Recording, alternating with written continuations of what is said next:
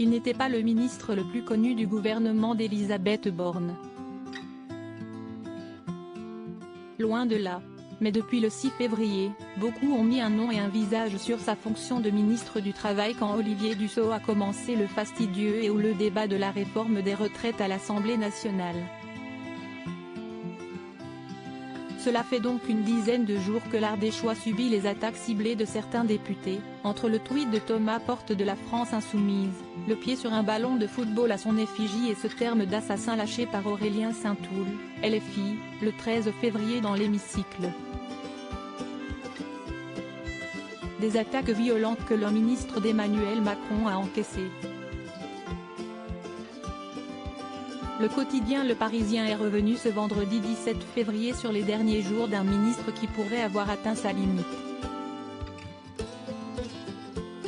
Le quotidien a rappelé les débuts du débat durant lesquels Olivier Dussopt a semblé hésitant, tremblant parfois, courant sans cesse sur ses fiches sans vraiment les saisir.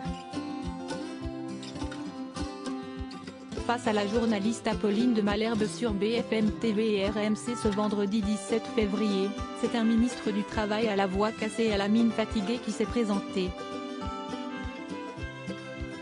Olivier Dussopt soutenu par la majorité. Je n'ai pas beaucoup de voix, ça s'appelle une bronchite ou une laryngite, quelque chose comme ça, a-t-il expliqué, précisant même avoir pris un petit coup de froid.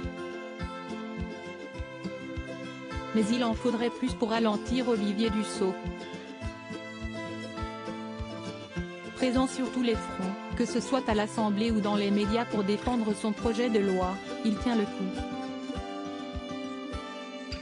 Bien sûr, c'est une épreuve, y compris physique, mais il la surmonte par conviction, a confié le ministre de la fonction publique, Stanislas Guerini aux Parisiens. La majorité dans son ensemble le soutient, d'Elisabeth Borne à Alexis Kohler, en passant par Aurore Bergé et Emmanuel Macron qui avait déjà demandé un soutien total de son ministre en Conseil des ministres.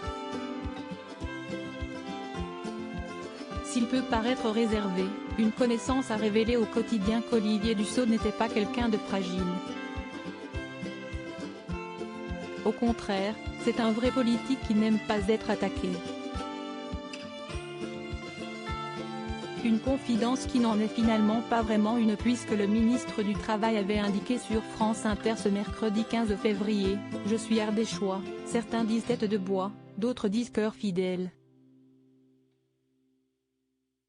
Moi, ce que je sais, c'est que j'ai beaucoup de mémoire. Tout le monde est prévenu. »